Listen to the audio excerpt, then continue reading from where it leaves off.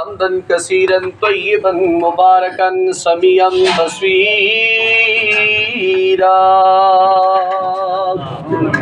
وعلى آله وأصحابه وأزواجه وذرياته أجمعين كثيرا كثيرا.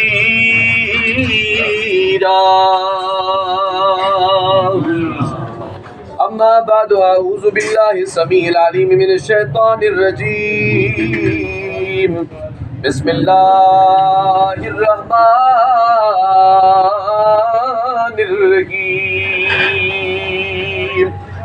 كل من عليها فان ويبقى وجه ربك ذو الجلال والإكرام.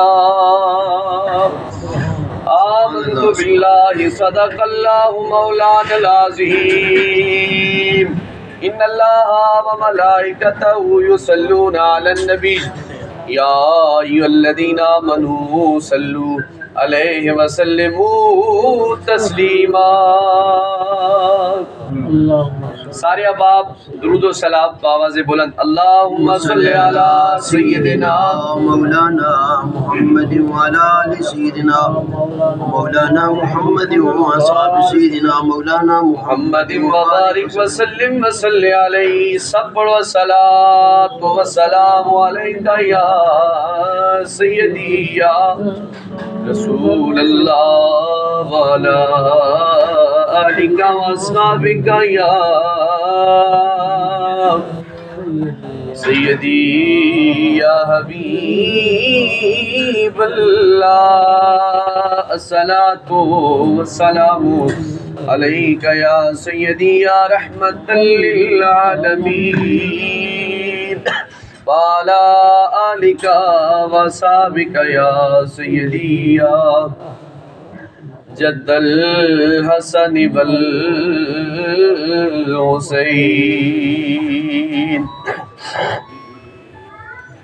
فضل تیرے نل لوہے تر دے ہوئے پھٹیاں دے سنگ رل کے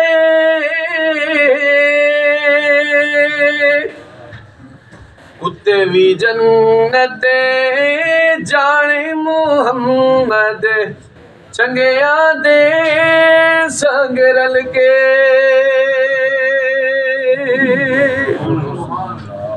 کتے بھی جنت جانے محمد چنگیاں دے سنگ رل کے. جے ویکھا میں عملہ ولے ہوئے کچھ نہیں میرے پلے. جے ویکھا تیری رحمت بلے بلے بلے بلے.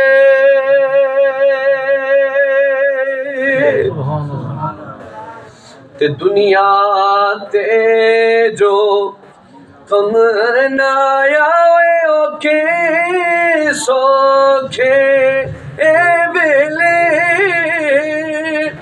اس بے فیض سنگی کو لو بہتر یار اکیلے. تے باپ مرے سر ننگا ہوندا ہوئے ویر مر کنڈے خالی سجنا باجے محمد بخشا کون کری رکھوالی. تے پاک محمد صلی اللہ علیہ وسلم نے فرمایا کر لو خدمت مادی جس نے کعبہ تکڑا ہووے تکلے صورت مادی لے او یار حوالے رب دے ہوئے لمبی پئی ہے جو دائی رب ملایا پھر ملا گے اور امید نہ کوئی۔ اللہ رب العالمین کی حمد و ثنا کے بعد میرے نہایتی واجب الاحترام عزتوں کے لائق علماء کرام، قرب و جوار دور و نزدیک سے آئے ہوئے معززین علاقہ، تاجدار مدینہ صلی اللہ علیہ وآلہ وسلم کے غلاموں، دیوانوں، شمع رسالت کے پروانوں، آج کی مختصر جامع اتر محفل پاک بسلسلہ ایصال ثواب، انتہائی محترم و مکرم راجہ محمد شیراز صاحب، انتہائی محترم مکرم راجہ محمد منیر صاحب اور جملہ آل خانہ کے انتہائی پیاری، بالخصوص منیر صاحب اور حوالدار شیراز صاحب کی والدہ محترمہ مرحومہ کی یاد میں ایصال ثواب کی ضمیر صاحب محفل سجائی جا چکی ہے۔ اللہ کریم ان کو کروڑ کروڑ جنت الفردوس میں اعلیٰ مقام نصیب فرمائے، نبی اکرم صلی اللہ تعالیٰ علیہ وآلہ وسلم کی شفاعت کبریٰ سے بہرہ مند فرمائے۔ وقت جو مجھے آل خانہ نے دیا ہے، میری کوشش ہوگی 2-3 منٹ پہلے اس وقت سے میں اپنی گفتگو کو کلوز کر دوں۔ دعا ہے اللہ کریم مجھے قرآن پاک حدیث پاک کے ضمن میں حق سچ بیان کرنے اور سن سنا کر عمل پیرا ہونے کی توفیق خاص عطا فرمائے۔ قرآن پاک فرقان حمید میں سے سورہ رحمان کی آخری آیات بینات آپ کے سامنے میں نے پڑھی ہیں، اور اس کے درمیان میں کچھ آیات آتی ہیں، وہ بھی ملاحظہ فرمائیں اور توجہ کے ساتھ آپ سماعت فرمائیں۔ اللہ کریم فرماتا ہے کل من علیہ فان، ہر ایک چیز جتنی بھی ہے، جو بھی ہے، وہ ایک نہ ایک دن فنا ہو جانا ہے اس نے۔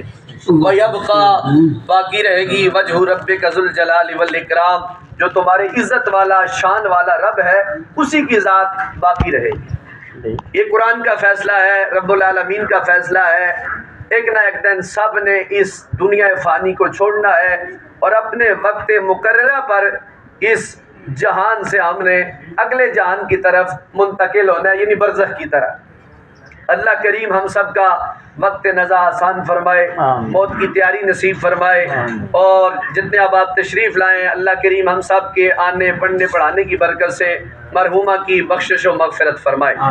میں بار بار کہا کرتا ہوں کہ انسان کسی مقام پر بھی جائے، پہنچ جائے، لیکن ماں باپ کے درجے سے وہ بڑا نہیں ہو سکتا۔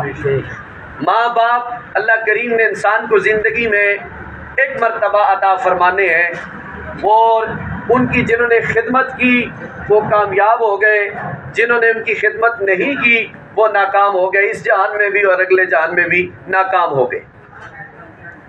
کوئی بھی موقع آئے، خوشی کا، عید کا، جمعے کا، شادی کا، منگنی کا، بیاہ کا، کوئی بھی موقع آئے، اس موقع پر آپ کو اپنے ماں باپ کی یاد ضرور آئے گی، اور ہر موقع پر آپ کو ماں باپ کی کمی محسوس ہوگی۔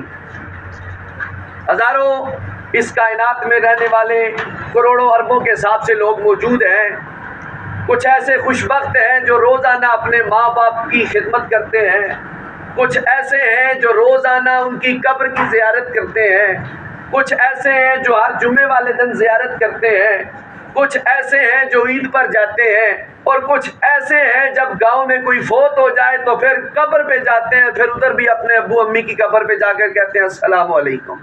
یعنی ایسے بھی خوش نصیب حضرات ہر طبقے میں پائے جانے والے موجود ہیں، لیکن افسوس اس چیز کا ہے کہ محبوب علیہ السلام نے فرمایا جب میت کو تم قبر میں لٹا کر واپس آتے ہو نا تو وہ تمہارے جوتوں کی آواز کو بھی سنتا ہے۔ اگر جوتوں کی آواز شاید ستہ کے اندر حدیث ہے سنتا ہے، تو اگر بیٹا قبر پہ کھڑے ہو کر قرآن پڑھے، دعا کرے بخشش کی، تو میت وہ بھی سنتا ہے کہ آج میرا بیٹا میرے لیے بخشش کی دعا کرنے آیا ہے، میرا دوست، میرا بچہ، میرا رشتہ دار میری قبر میں سلامی دینے آیا ہے۔ حضور نے فرمایا وفاداری زندوں کے ساتھ اور ہے، فوت شدہ بندوں کے ساتھ وفاداری اور ہے۔ تو آج موقع ہے میرے اور آپ کے لیے کہ چند حضور کے فرمان اور خلفائے راشدین کی 4 حکمت بری باتیں آپ کے سامنے میں رکھنا چاہوں گا۔ سب سے پہلے نبی پاک علیہ السلام کا لجپال کریم آقا کا فرمان مقدس، حضرت سیدنا برا بن حازب راوی ہے، حدیث پاک کے صحیح ابن حبان کے اندر بھی ہے اور جملہ حدیث کی کتابوں کے اندر علماء نے لکھا ہے۔ توجہ چاہوں گا، آپ فرماتے ہیں ہم اپنے سونے لجپال کریم آقا کے ساتھ ایک جنازے میں تشریف لے گئے۔ صحابہ فرماتے ہیں ہم حضور کے ساتھ ایک جنازے میں تشریف لے گئے۔ نبی پاک علیہ السلام نے جنازہ پڑھایا اور پھر قبر کی مٹی کے پاس آ کر حضور بیٹھ گئے۔ توجہ چاہوں گا حضور کے غلاموں، حضور بیٹھے، حضور نے رونا شروع کر دیا۔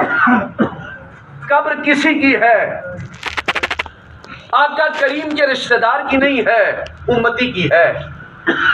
قبر پہ آئے اور رونا شروع کر دیا، یہاں تک کہ حدیث پاک کے الفاظ ہیں کہ مٹی جو قبر کی ہے نا وہ بھیگ گئی، گیلی ہو گئی۔ صحابہ فرماتے ہم نے یہ منظر دیکھا تو ظاہری بات ہے جب محبوب روتے ہیں تو پھر محبوب کے چاہنے والے جو محب ہیں وہ بھی روتے ہیں۔ کہتے ہیں ہم نے بڑی عجیب و غریب نظروں سے مصطفیٰ کے چہرے کو دیکھا، سرکار نے تھوڑا توقف فرمایا، خاموش ہوئے، پھر سر اٹھایا، اٹھا کر فرمایا میرے غلاموں اس قبر کی تیاری کرو، اس قبر کی تیاری کرو۔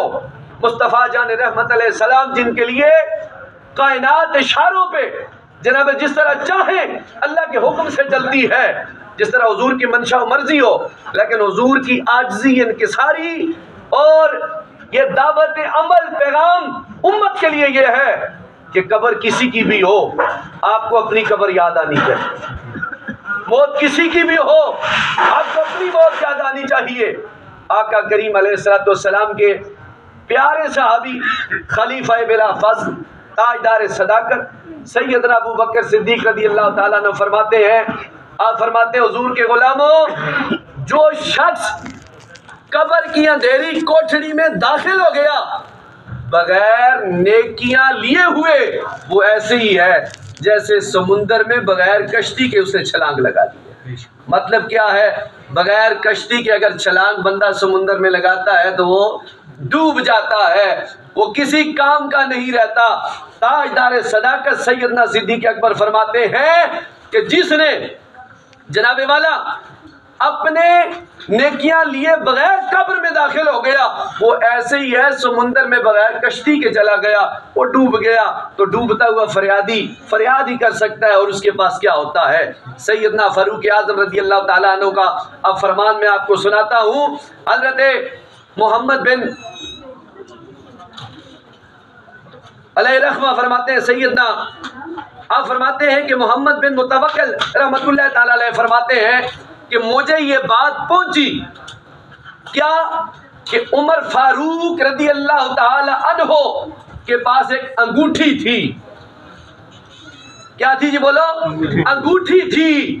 اس انگوٹھی پر آپ نے یہ جملہ لکھا ہوا تھا، کفا بالموت کفا بالموت کفا بالموت یا عمر، عمر تیری عبرت کے لیے موت ہی کافی ہے، تیری عبرت کے لیے موت ہی کافی ہے۔ تو فاروق اعظم رضی اللہ تعالی عنہ کا یہ جملہ اپنی انگوٹھی پہ لکھانا اس چیز کی گواہی ہے کہ ہر وقت انگوٹھی آپ کے سامنے ہو اور موت بھی آپ کے سامنے ہو۔ حضرت عثمان غنی رضی اللہ تعالیٰ عنہ قربان آپ کی ذات پاک پر، آپ جس قبر پہ بھی جاتے اپنے مالک کو زیادہ یاد کرتے روتے۔ ایک دن ایک قبر پہ گئے، حاضر ہوئے، رو پڑے، اتنا روئے کہ آپ کی داڑھی مبارک آنسوؤں سے تر ہو گئی۔ غلاموں نے عرض کیا امیر المومنین حضرت عثمان غنی رضی اللہ تعالی عنہ، آپ عشرہ مبشرہ سے آبی ہیں، آپ کو مصطفیٰ کریم جان رحمت صلی اللہ علیہ وآلہ وسلم نے عشرہ مبشرہ صحابہ میں شمار کیا، آپ کو جنتی ٹاپ لسٹ کے صحابہ میں شامل کیا، آپ کو کیا ضرورت ہے کہ آپ قبر پہ آ کے رو رہے ہیں؟ آپ نے بڑا حسین و جمیل جملہ بولا، آپ نے فرمایا مجھ سے سوال کرنے والوں، میں قبر کے کنارے پر کھڑے ہو کر اس لیے رو رہا ہوں کہ مجھے میرے مصطفیٰ کریم کا فرمان یاد آ گیا ہے۔ فرمایا امیر المومنین حضرت عثمان غنی کون سا فرمان؟ آپ فرماتے ہیں کہ میرے پاک لجپال آقا نے فرمایا، او میرے غلاموں، قبر کے اندر جب بندہ رکھا جاتا ہے تو اس بندے کے لیے جناب والا قبر برزخ کی زندگی میں سے پہلی رات ہوتی ہے۔ اگر اس قبر کی پہلی رات میں مردہ کامیاب ہو گیا تو آگے آنے والی ساری کی ساری منزلیں اس کے لیے اللہ کریم آسان فرما دیتا ہے۔ اور اگر پہلی رات میں ناکام ہو گیا، اس مقام پر وہ ہار گیا، فرمایا آگے آنے والی منزلیں بھی اس کے لیے خطرناک ہے۔ اور دوسری روایت میں آپ نے فرمایا، حضرت عثمان غنی فرماتے ہیں کہ میرے محبوب لجپال آقا نے فرمایا یہ قبر جنت کے باغوں میں سے باغ ہے یا جہنم کے گڑھوں میں سے گڑھا ہے، اس لیے رو رہا ہوں تاکہ زمانے والوں کو پتہ چل جائے آپ نے بھی قبر میں جانا ہے، میں نے بھی قبر میں جانا ہے۔ اللہ اللہ، اس قبر میں جانے سے پہلے ہم اپنی تیاری کریں تاکہ جب قبر میں جائیں منکر نکیر کا آمنا سامنا ہو تو پھر ہمیں کوئی پریشانی لائق نہ ہو، صحیح معنوں میں سن کر سوال اور صحیح معنوں میں جواب دے کر قبر کے اندر بھی اس بات کی علامت ظاہر کریں کہ قبر میں آنے والا کوئی عام نہیں، یہ محمد کا غلام آ رہا ہے۔ حضرت عثمان غنی کے بعد مولا علی حیدر کرار شیر خدا کا فرمان، حضرت مولا علی کرم اللہ وجہ الکریم قربان نبی کریم علیہ السلام کی بھائی کی ذات پر میرے مصطفیٰ کریم علیہ السلام نے فرمایا علی میرا بھائی ہے، دنیا و معافی، دنیا کے اندر آخرت کے اندر علی میرا بھائی ہے۔ فرمایا علی منی وانا منہ اخی فی الدنیا والآخرہ، علی دنیا آخرت میں میرا بھائی ہے۔ آپ فرماتے ہیں انسان کو جناب والا عبرت دلانے کے لیے، انسان کو اچھے کام دکھانے کے لیے اس کے سامنے ایک موت ہی ہے، اگر وہ شب و روز موت کی تیاری کرتا ہے، موت کو یاد رکھتا ہے تو سب سے بڑی نصیحت اس کے لیے اور کوئی چیز نہیں ہے، موت ہی اس کے لیے سب سے بڑی نصیحت ہے۔ فرمایا بندہ گناہگار ہو، اللہ کی بارگاہ میں توبہ کرنے والا ہو، اللہ فرمایا رب العالمین کی بارگاہ میں جب گناہگار توبہ کرنے کے لیے آتا ہے، اللہ کریم یہ نہیں دیکھتا کتنا گناہگار ہے، یہ دیکھتا ہے کتنا وفادار بن کر توبہ کرنے کے لیے میرے دروازے پہ آ گیا ہے۔ مولا کریم علی المرتضیٰ فرماتے ہیں وہ بندہ بڑا خوش نصیب ہے جو موت کے آنے سے پہلے قبر کی روشنی کا اہتمام نیکیاں بھیج کے کرتا ہے۔ میرے حبیب کے غلاموں، حضرت مولا کائنات علی المرتضیٰ شیر خدا کی ذات کو کوئی نہیں جانتا، جن کا گھرانہ شہیدوں کا گھرانہ ہے، جن کا گھرانہ غازیوں کا گھرانہ ہے، جن کا گھرانہ علمی کتابی گھرانہ ہے، جن کی ذات پہ جناب والا، جن کے بارے میں اللہ قرآن کریم کی آیات نازل فرماتا ہے، جن کی بیٹی خاتون جنت جناب والا جنتی عورتوں کی سردار، بیٹے حسنین کریمین جنتی جوانوں کے سردار، خود امام الاولیاء ولیوں کے سردار اور نانا نبیوں کے سردار ہیں۔ امام الانبیاء تاجدار مدینہ صلی اللہ علیہ وآلہ وسلم کے غلاموں، یہ موت ایک ایسی چیز ہے کہ جس کے ذریعے انسان اللہ رب العالمین کا قرب پاتا ہے۔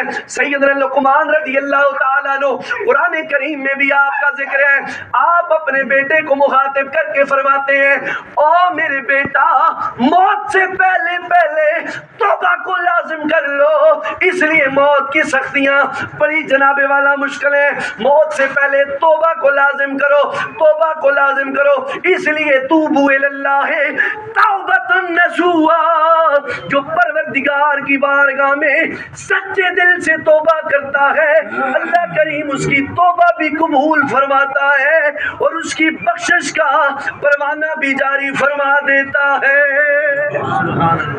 حضرت سیدنا نعیم الدین مراد آبادی رحمت اللہ تعالی علیہ آپ فرماتے ہیں مرنے والا گناہگار بھی ہوتا ہے، مرنے والا نیکوکار بھی ہوتا ہے، مرنے والا کافر بھی ہوتا ہے، مرنے والا مسلمان بھی ہوتا ہے، لیکن کافر کا مرنا اور ہے، مسلمان کا مرنا اور ہے، گناہگار کا مرنا اور ہے، نیکوکار کا مرنا اور ہے۔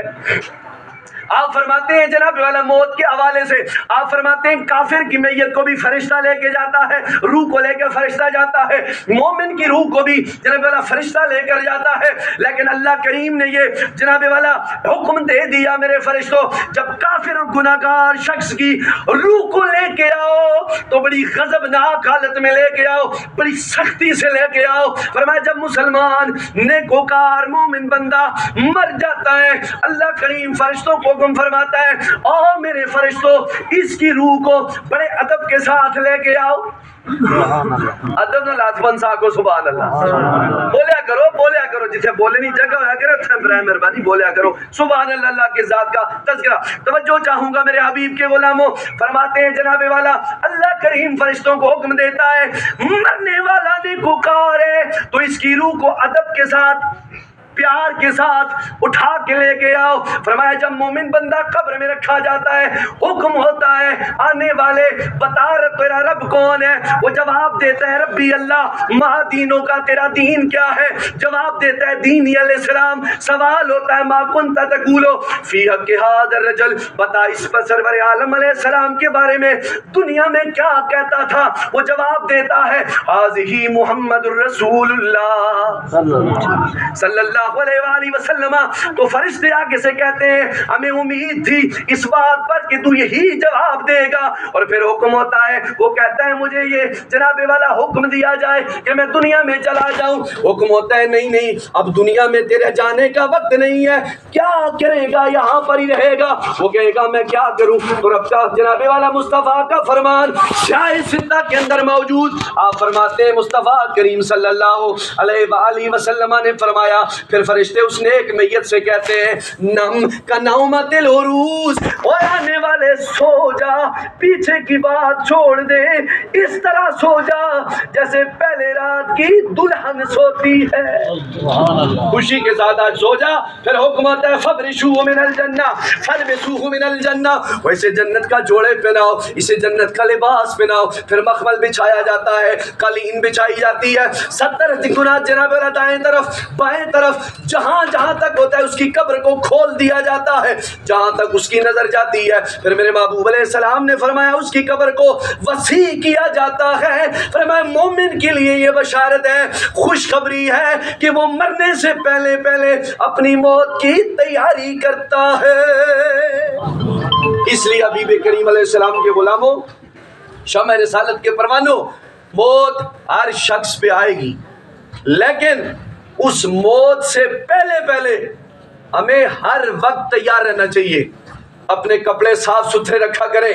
دیکھیں اکثر لوگ نماز کے وقت کہتے ہیں جی کپڑے ناپاک ہیں، کپڑا جس فیکٹری میں بنا فیکٹری پاک، جس مشین سے بنا مشین پاک، جس دھاگے سے بنا دھاگا پاک، جس مارکیٹ میں آیا وہ مارکیٹ پاک صاف ستھری، جس دکان پہ رکھا گیا دکان پاک، جس نے اٹھا کے دیا ہاتھ صاف، جس نے سلائی کیا ہاتھ صاف، جس نے کاٹا ہاتھ صاف، جس نے پہنا جسم صاف۔ تو پھر یہ کپڑا کیسے ناپاک ہو گیا؟ کپڑا ناپاک نہیں، دل ناپاک ہو چکا ہے۔ کپڑا تو اتنے مراحل سے گزر کر صاف ستھرا ہو کے آیا ہے، اور تیرے جسم پہ صاف ستھرا ہو کے اس نے پیوست ہونا ہے اور ہوا ہے، صاف ستھرا ہوا ہے۔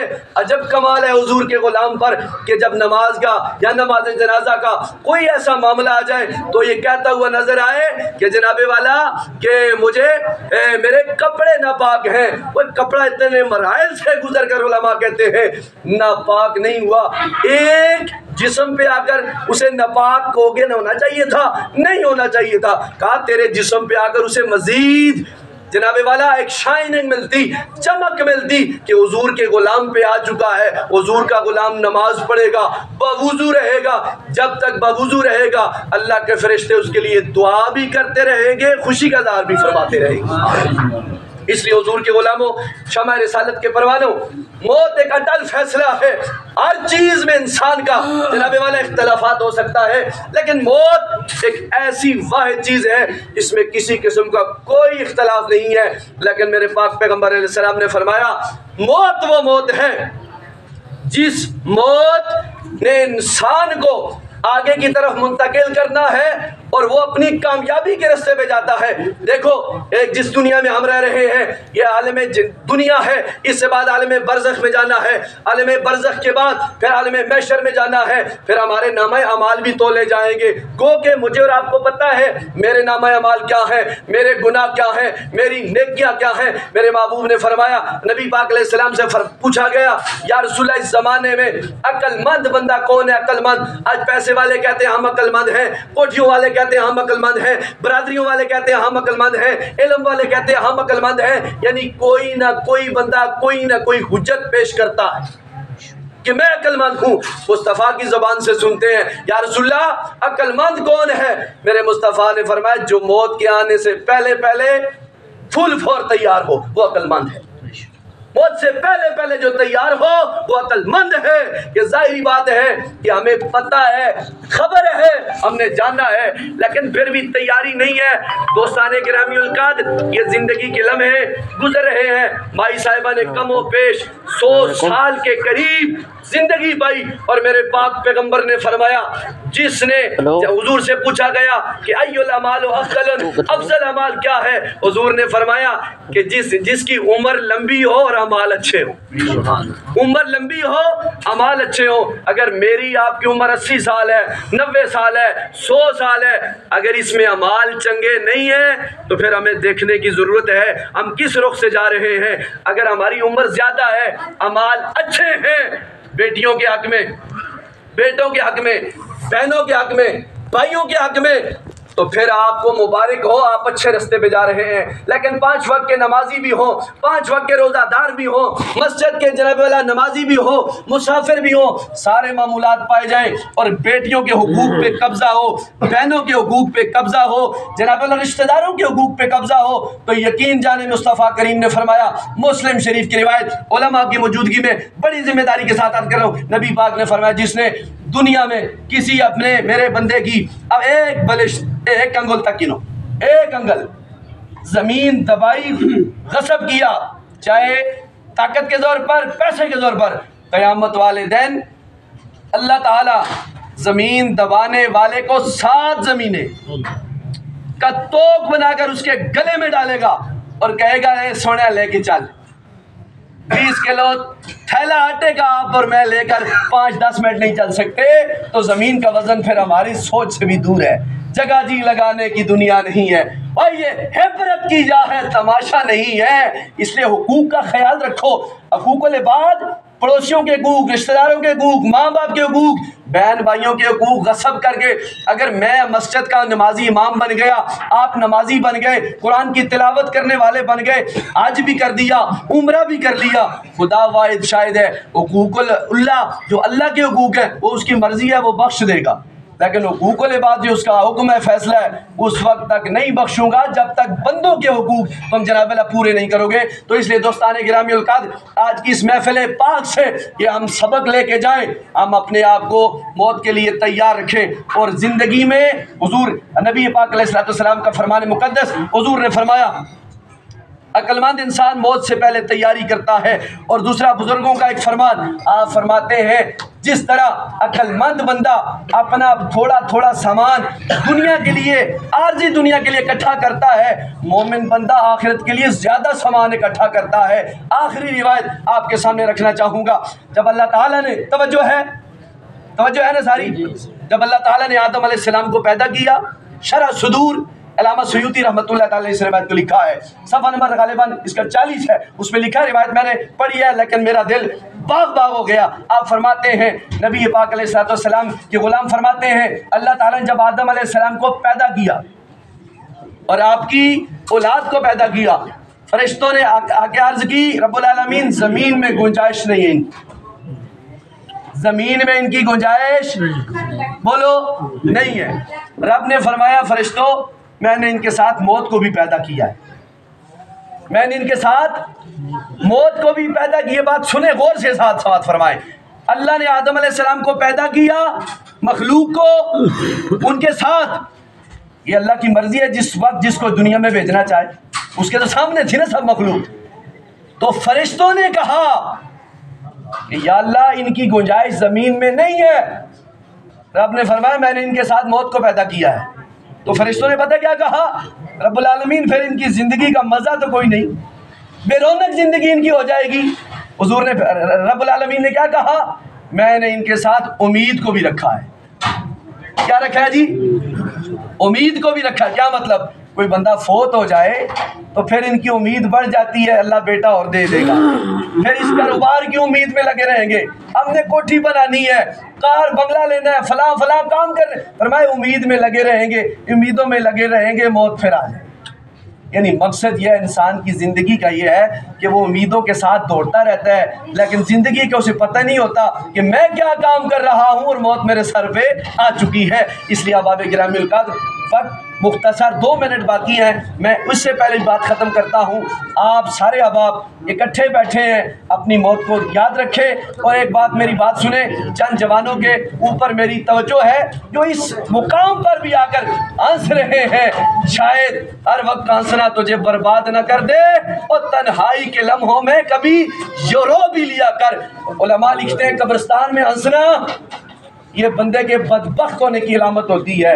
محفل میں ہنسنا بندے کے بدبخت ہونے کی علامت ہوتی ہے، اور تلاوت قرآن کرتے ہوئے مزاح کرنا یہ ایسے کام بدبخت ہونے کی علامت ہوتی ہے. تو یہ محافلیں ادب کی محفلیں ہوتی ہیں، ان سے ہمیں سیکھنا چاہیے.